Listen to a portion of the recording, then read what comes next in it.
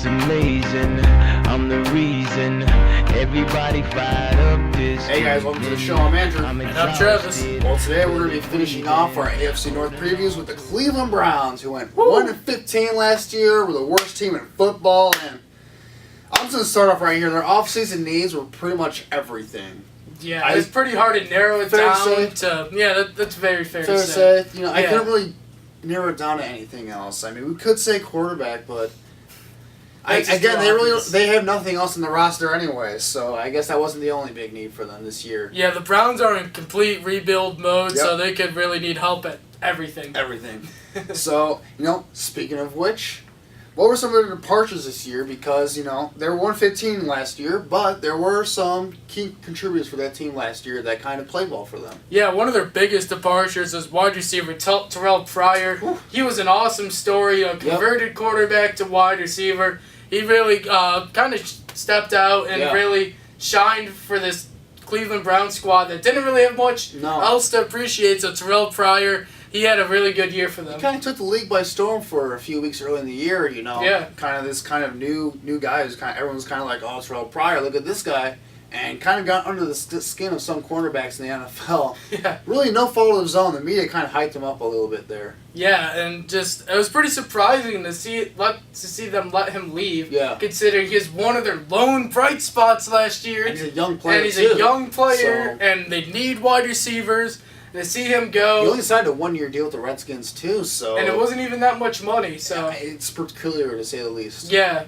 So, but again, I guess they have a plan there in Cleveland. They drafted a wide receiver in Corey Coleman. Yeah. So they're confident what they have there. We'll get to their additions later. Yeah. Another big, well, not big departure, but they ended up losing quarterback RG3 and Josh McCown. You know, and Josh best McCown quarterback in the league, right there, man. Oh yeah, I mean he's the best veteran quarterback.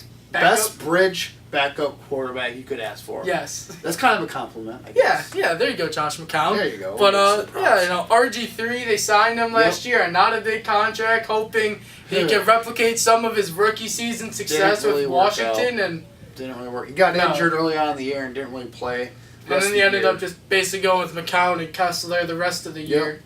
Which, you know, so losing those guys, not a big deal. So, again, they kind of retooled their quarterback position. We'll get to that later. But some other losses for them, you know, that wide receiving group, Andrew Hawkins they lost, who's kind of a solid slot guy for them last year. Mm-hmm. And they also lost quarterback Tremont Williams, who's kind of a veteran for them, but he didn't really play at all last year either. Yeah, he was getting old. You know, he's had a lot of injury problems, and he wasn't part of their long-term future, so that makes a lot of sense, seeing them let him go. One of the probably bigger surprises is they ended up releasing Gary Barnidge, who was one of their better offensive playmakers, so last year he lost Terrell Pryor and Gary Barnidge, which is like your main offense. That's interesting. I mean, he's kind of a late bloomer. You know, didn't really come along until the last couple of seasons. Mm-hmm. So I think they felt comfortable letting him go and, you know, just kind of going with the different, you know, younger option at tight end. But we'll see how that works out. He was a fan favorite there. Yeah, for sure. They'll be disappointed to see him go, though. Yeah, well, we talked about their departures. You know, again, other than Terrell Pryor, I don't really see anything too huge for them in terms of losses. But what were some of their additions for this offseason? Well, obviously, last year they lost Alex Mack to the Falcons, and this year they ended up getting center J.C. Tretter from the Packers. And as a Packers fan myself, this is a great signing for them because he was stuck behind Corey Linsley, and J.C. Tretter is a guy who can be a starter in the NFL, and I think he can be a very good starter. Yeah. So I think adding him to the Browns, you know, he's still young, and I think he can continue to develop, and he's still a really good player. I think that's big. And then they also ended up adding offensive guard Kevin Zittler from the Cincinnati Bengals, and this guy, he can play. He can ball out. They really solidified the offensive line because last year, you know, their quarterbacks were getting sacked a lot. They got hurt. Their quarterbacks got hurt.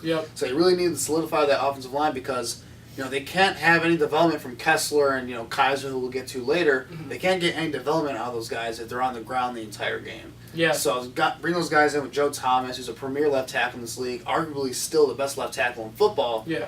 Bring those guys in. It really helps out that offensive line a lot. And, you know, this offensive line is really starting to run out pretty good. You know, I like Tretter because, you know, he kind of filled in for Corey Linsley a lot last year when he got hurt, and he played really well. There's pretty much no drop off between Linsley and Tretter. Not at all. So bring him in. You know, I think it's a really good addition for this team. the offensive line looks a lot better. And, we talked about losing Terrell Pryor. They also signed wide receiver Kenny Britt from the Rams, who had a breakout season for the Rams. He had 1,000 receiving yards that? on the Rams offense. With Jared Goff as their quarterback, man. With Jeff Fisher as the coach. That is amazing. That is amazing. To have hats a career off year. to Kenny Britt.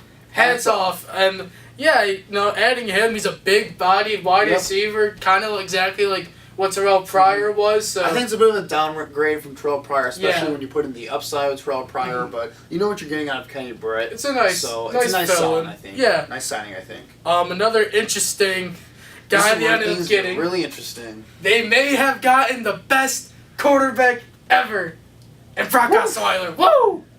Oh, man. The Brockweiler, baby. I can't believe you said that. That just did not sound right, just hearing it. I know we're joking, too. But, yeah. You know what's interesting about this deal? The Texans were literally doing anything they could to get rid of Brock Osweiler, so they gave up a second-round pick to the Browns. Just to get rid of him. Just to take him, please. So, honestly, we're making fun of the addition of Brock Osweiler now. That's a great move for the Browns because they got a second-round pick. Yeah, and honestly, everyone thought the Browns were going to cut him, and they're like, nah, man, we're going to give him a shot. And, I mean, I've actually heard some pretty decent things coming out of training camp about him. See how that goes. I mean, he's only got 1 year left on his deal in terms of guaranteed money, so they might as well just bite the bullet for this year and, give him a chance to compete.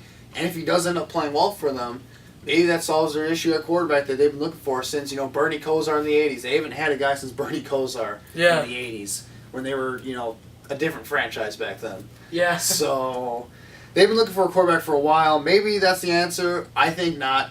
But to give him a shot. They have lots of money, so it's not going to hurt them in the end. And they got a draft pick out of it, which works for them. But another interesting addition is they ended up trading linebacker Demario Davis to the Jets for safety Kelvin Pryor, and I think this is a really good move. I liked Kelvin Pryor coming out of the draft. He's a hard-hitting safety.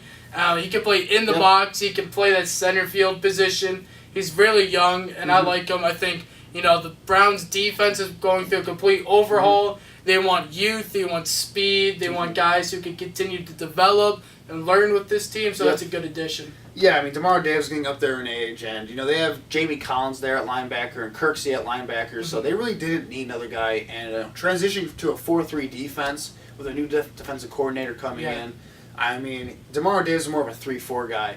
And Calvin Pryor can kind of play that hybrid safety linebacker position that's becoming more popular in the NFL now. So to bring him in, it's not a huge move or anything like that, but it can add some versatility to that defense, I think. Yeah, if you can get young playmakers on the defensive side of the ball, I think that's something that he can do.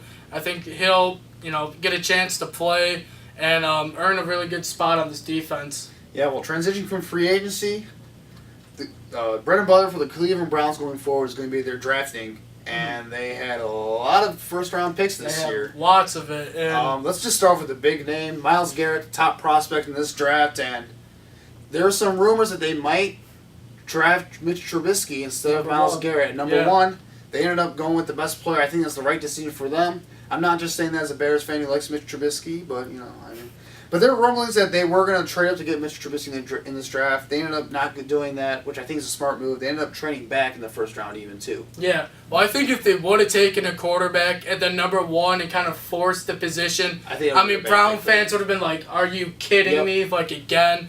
I thought this was the right move. They took the best player available on the board, and like I've been saying before, pass rushing is one of the biggest thing on defenses, and you need a closer who can be a pass rusher to end the game, and that's exactly what Myles Garrett is. He can be once-in-a-generational type of talent. Yeah, he looks like an elite pass rusher. He can play the run, and he's young. He's a guy that could really be the centerpiece of this defense right here. Yeah, a lot of people have been comparing him to Julius Peppers, and if he could be like anything close to Julius Peppers, the Browns would take it. Oh yeah, absolutely. Because those type of guys change games. They only come around once every 10 years, and this was a great for them to have a chance to select a guy with this much talent. Yeah, but they also had two other first-round picks in this draft. They used one of them on Jabril Peppers, who's a defensive back, linebacker hybrid type of guy out of Michigan. He was a guy that a lot of people were talking up as a top 5 pick at the beginning of the year. Kind of fell back because he didn't really have that ball production and that turnover-making ability, but he has a lot of athleticism and versatility to this defense. Yeah, he's a guy that they're going to be able to line up all over the field. I think it'll be interesting to see what position to use him and like where they use him as. But to have him going later in the first round, obviously, like you said, they were saying he could be top 5, top 10. You can even see them use him on offense at running back. I mean, this guy can do it all. As a return man, too. As a return man? He can help out the team in a lot of ways, so it's to be up to that, Hugh Jackson, their coaching staff, to really bring out the most in him. But they also have one more first-round pick. Kind of the theme for the Browns here, just kind of stacking all their picks in the first and second rounds here. But they end up getting tight end David Njoku out of Miami, who's a great athlete at the tight end position. Yeah, great athlete, and I think this is one of the reasons why they felt comfortable with letting Gary Barnidge go, is after they drafted him. This guy, I mean, he can be the tight end that they've been looking for a very long time. He's very athletic. He can stretch the field. He's very fast. He's very tall, so he can be a red zone option for them. So, he just has a lot of options for them on offense. He's a little bit raw right now, so it might take a while to kind of come into his own as a player, but the potential there is there. He's an athletic freak. So going into the second round, they only had one second-round pick, and they used this on a quarterback finally, DeShone Kizer. This is a guy that a lot of people were talking as a first-round pick going into the draft, or at least in the months going into the draft, but he kind of slid down some draft boards after a very inconsistent year at Notre Dame. Yeah, I mean, I think he's got the tools and the skill set to be a first-round talent, and then for whatever reason, it didn't really work out at Notre Dame. But, I mean, to get this guy in the second round, obviously they need to find a quarterback in the future, and they may have found him in the second round. Yeah, like you said, he's got all the talent of a first-round type of talent, but the production just wasn't there in college. And I don't know if that's the offense that he was playing or the lack of talent around him. Notre Dame really didn't have that really good of a team this past season. So it'll be interesting to see, but if there's anyone that can unlock that ability, is Hugh Jackson. He's one of the best quarterback developers in the league. He helped develop Andy Dalton. He helped resurrect Carson Palmer's career in Oakland before he went to Arizona. So this guy knows quarterbacks. We'll see what he can do with DeShone Kizer. Well, transitioning from the draft to the training camp now, there's a lot of excitement in Cleveland now because there's so much young talent on this roster. Pretty much at every single position, there's a young guy that could be promising, a player for them. But it really all starts with that quarterback position, and it's going to be a full-out battle, I think, in training camp. Yeah, it's the most important position on the football team, and with Kessler, Osweiler, and Kizer, they got a lot of options they can go with. I think they just announced that they said Kessler would be their guy who would get the first crack at the first team reps with the Browns. Kessler, he showed some promise last year on this Browns team. He was a bright spot for them last year. Yeah, I thought he had a pretty solid year considering the lack of talent that they had around him. Yeah. I think he had like a 92 quarterback rating or passer rating or something like that last year. So, he played pretty solid for them. I think he's more of an Alex Smith type of quarterback where he doesn't really have those measurables in a quarterback, but he can play solid for them. Yeah. So he might not be the long-term answer for them, but Osweiler and Kizer are two guys that have those measurables that you're looking for in quarterback. So maybe Hugh Jackson and training camp can kind of get the most out of them, and maybe they can challenge for that starting job. Especially Kizer, who has so much talent. He's a big, athletic player with a really strong arm. So if they can unlock that in Cleveland, he might need a year or two to kind of sit and get some coaching up from Hugh Jackson, their staff there. But I don't think he'll play this year, so it's really between Osweiler and Kessler for me. But so who do you have? I think Kessler's going to win it. I think he's a safer pick. He doesn't really turn the ball over as much as Osweiler does. Yeah. I think Osweiler's best chance was with Houston, where they had so much talent on that offense there. I think he lost his job there for a good reason. And I think they're going to go with Kessler. Osweiler's going to give some opportunity to get some playing time. Yeah. But I think Kessler's going to impress in the offseason, and I'm excited to what he can do at the quarterback position. Yeah, I also think Kessler will win this position just because he knows this offense more than any of those other two guys. But I honestly believe we're going to see all three of these guys this year. I think so as well. Maybe not Kizer because, again, they're going to do as much as they can to keep him off the field with his development, make sure he's ready to go before they throw him out there. But I think they very well could see all three quarterbacks this year. I think we are going to see Kizer because Kessler, he kind of got injured a lot, and then if Brock Osweiler plays bad, and to be honest, it would be kind of dumb of them to not play Kizer. I mean, I would play him around week 13 because let's be honest, Cleveland's not going to make the playoff. Nope. So if he can get some, not going to be very good. Spoiler alert, if you didn't know. But, week 13, to get some valuable playing time to kind of see what Kaiser can do and just let him know, like, hey, Yep. it doesn't matter. Do your thing. You don't have to be nervous. Like, just to get that valuable action playing time to get used to the NFL. That'll be big for him going to next year to have that little bit of playing time. Yep. I mean, what really could help these quarterbacks out will be, another storyline to look out for is who will step up at wide receiver because they lost Terrell Pryor. They're bringing in Kenny Britt as a veteran. But, Corey Coleman was supposed to be a guy that would really be a breakout player for them last year. Kind of got injured a little bit, inconsistent play. Who do you think is going to step up at wide receiver for them?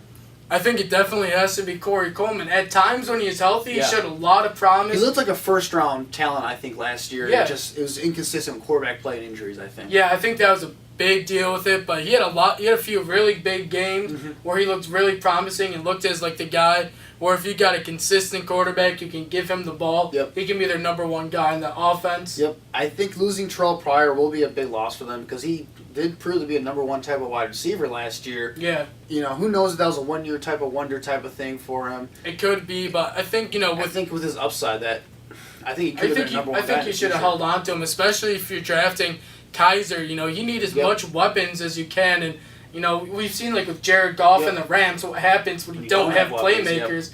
You need good players that can help out your rookie quarterback. Yep. Obviously, I think Kenny Britt's going to be on one side for them. Corey Coleman can kind of play outside and in the slot. Yeah, he can play either.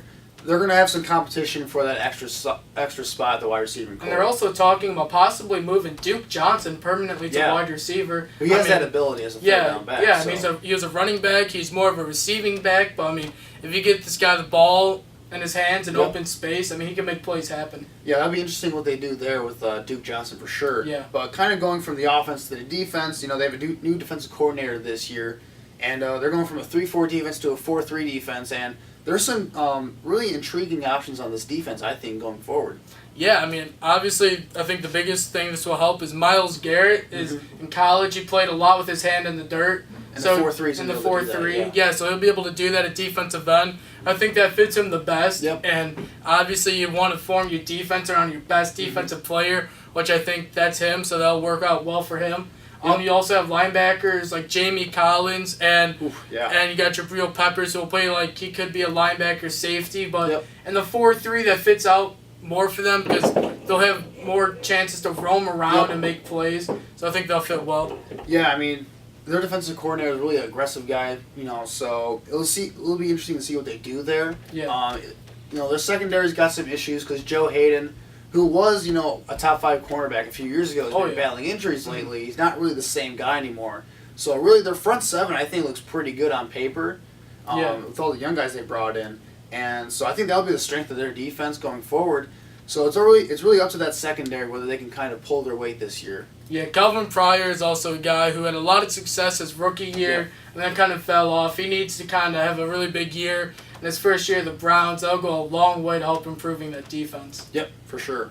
Well, guys, thanks for watching our preview for the Cleveland Browns. Obviously, we're predicting a rough year for them. They have some young talents to look out for, so they will be an interesting team to look out for this season. Yeah, thank you guys so much for watching. Our next video, we'll be predicting the win-loss record for every team in the AFC North, so stay tuned.